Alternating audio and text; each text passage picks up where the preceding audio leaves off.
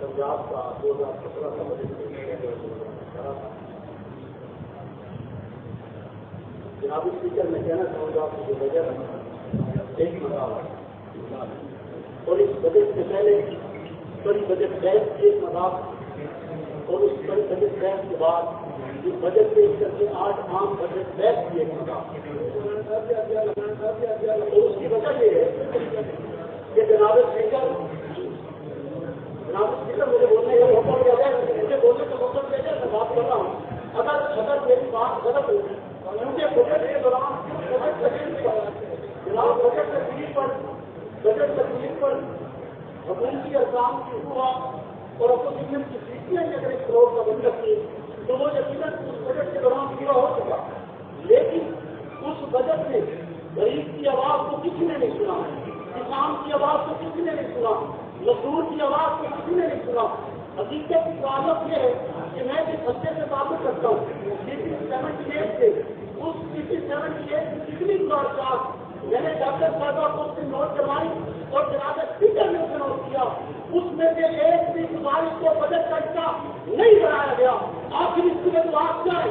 میرے علاقے کے جو عوام ہے کیا اپنے پینے کا صاف پانی دستیاب نہیں ہونا چاہیے؟ کیا میرے علاقے کے عوام کا تعلیم پر کوئی حق نہیں ہے؟ کیا میرے علاقے کے عوام کا صحت پر کوئی حق نہیں ہے؟ ہم نے اسپتال مانگا، ہمیں نہیں دیا گیا، ہم نے یونیورسٹی مانگی، ہمیں نہیں دی گئی، ہم نے سیوریج سسٹم مانگا، ہمیں نہیں دیا گیا۔ ہمارا سیوریج سسٹم جو 30 سال پرانا ہے مکمل طور پر تیار کر چکا ہے اور وہ پانی زمین کا حصہ بن کر پورے شہر کے پانی کو گندا کر چکا ہے۔ ڈھنگ کا پانی پورے ملک کے پانی میں سب سے اچھا اور میٹھا پانی تھا، لیکن جناب اسپیکر آج کے دور کے اندر وہ بیماریوں سے بھرا ہوا پانی ہے۔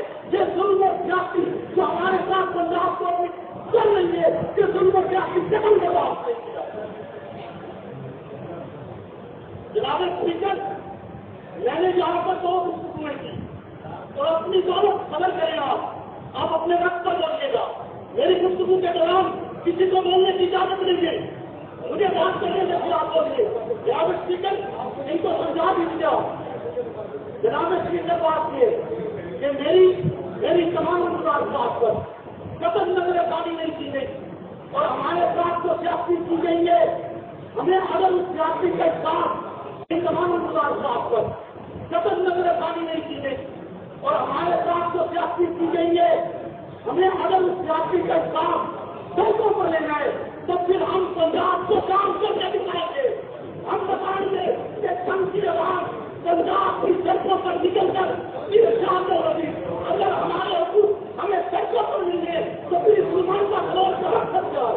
اگر اس نمائندہ فلور پر بات کرنے کے بعد بھی پھر ہمارے حقوق کو پورا نہیں کیا جاتا تو پھر جناب اسپیکر بتلایا جائے ہم کس طرح کر سکتے ہیں، ہم کہا جائے کس کے سامنے اپنی پیش کریں، کس کے سامنے اپنے علاقے کے مسائل کو ظاہر کریں، بتلائیں۔ ایک تفصیل کو آپ نے ووٹ حاصل کرنے کے بعد جب اس فلور پر آتے پھر اس فلور پر نتیجہ بھی گزرتا ہے کہ آپ کی گفتگو کو قدم نہ سنا جاتا ہے، نہ مانا جاتا ہے، نہ تسلیم کیا جاتا ہے اور وہی کیا جاتا ہے جو 50 کی مسجدوں سے اگر یہاں پر صرف مسجد چلنی ہے تو پھر اس فلور کو ختم کر دیا جانا چاہیے، پھر ووٹ کو نہیں ہونا چاہیے، پھر اسمبلی کبھی پر نہیں بننا چاہیے۔ اگر اسمبلی کبھی پر بننے کے بعد اور اس کا مقصد یہ ہے کہ اپنے علاقے کے بعد سے مسائل کو جہاں پر قائم کرنے تو پھر ہمارے مسائل پورے کیوں نہیں کرتے؟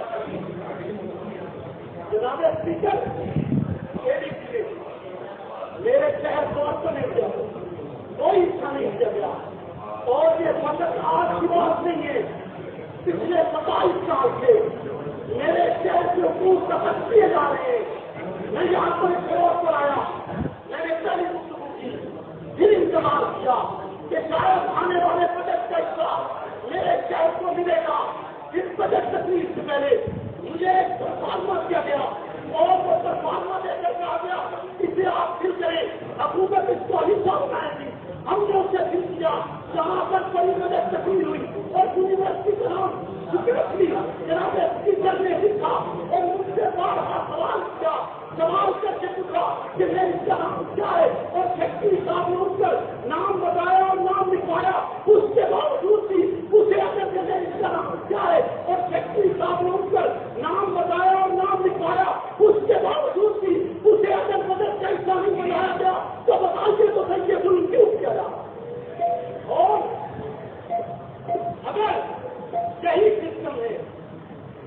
حصہ میں کوئی سسٹم کام نہیں مانتے. جناب اسپیکر بہت شکریہ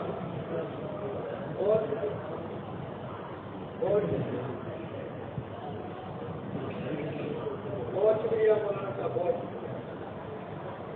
میاں عرفان دوستانہ صاحب. میاں عرفان